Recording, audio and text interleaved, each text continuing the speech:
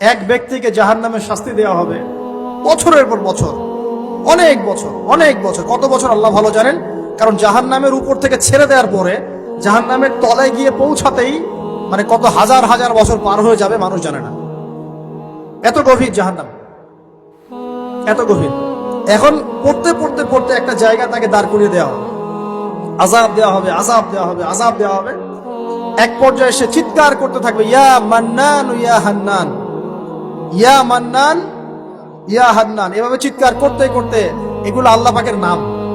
এগুলো কি আল্লাহ পাকের নাম। আল্লাহ পাক বলবেন, দেখো জাহান্নামের অতল গভীরে কোন আমার বান্দা আমাকে ডাকছে, কি হাজত তার, নিয়ে আসো। ওকে জিজ্ঞাসা করা হবে কি প্রয়োজন।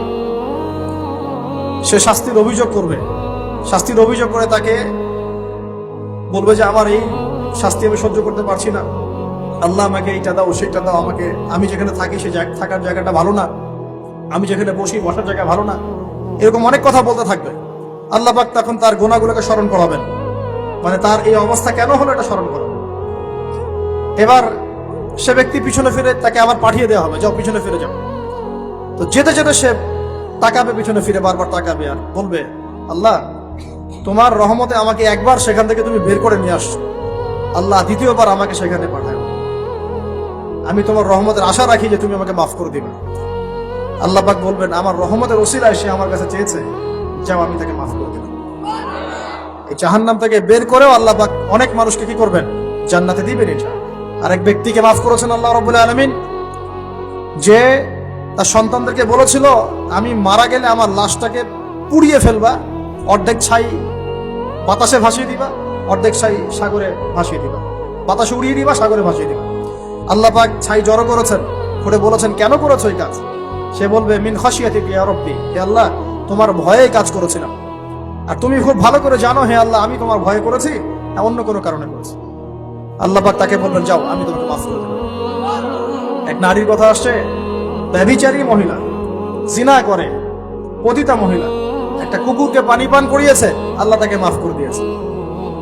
আর একজন লোকের কথা আসছে যে তার বন্ধুকে এতটুকু বলেছিল, একজন ব্যক্তি তার বন্ধুকে এতটুকু বলেছিল যে আল্লাহ তোকে কোনোদিন মাফ করবে না, আল্লাহ তোকে কোনোদিন মাফ করবে না। এরকম কথা কিন্তু আমরা অনেকে বলে ফেলি। আল্লাহ পাক মৌতের পরে এই দুই ব্যক্তিকেই ডাকবেন, কিয়ামতের মাঠে ডাকবেন। এটা বারজাকে হয়েছে। বলবেন, আমার রহমত নিয়ে কথা বলার ইখতিয়ার তোমাকে কে দিয়েছে? আমি কাকে মাফ করব কাকে করব না এই কথা বলার ইখতিয়ার তোমাকে কে দিয়েছে? আজকে আমি তাকে মাফ করে দিলাম, তোমাকে জাহান্নামে দিয়ে দিলাম। চাও তো। একজন ব্যক্তির কথা আসছে, 99টা খুন করেছে, তওবা করার সুযোগ আছে কিনা খুঁজতে গিয়েছে। এক আবেদ, যে ইবাদত করে, আলেম না আবেদ, সে বলেছে কোনো মাফ নাই, ওকেও হত্যা করে 100 পূর্ণ করেছে।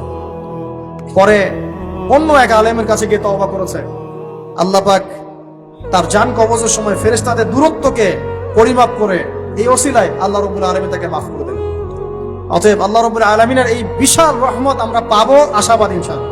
এই কারণে আমাদের প্রথম যে বিষয়টা ফোকাস করতে হবে, আল্লাহ রহমত পেতে হলে আমাদের অবশ্যই বস্তুবাদিতা ত্যাগ করতে হবে। আল্লাহ পাক দুনিয়া পছন্দ করেন না, দুনিয়ার মোহে যারা ডুবে থাকে আল্লাহ এদেরকে পছন্দ করেন। দুনিয়া প্রয়োজন, যতটুকু আমার দরকার আমি করব, যতটুকু প্রয়োজন নাই এই বিষয়টা আমি পেতেই হবে, চাই চাই আরো চাই, হ্যাঁ, দু হাতে চাপাও হাত পেতে নাও, ঋণ করে ঘি খাও, এইসব দর্শনের ধার ধারবো না আমরা ইনশাআল্লাহ।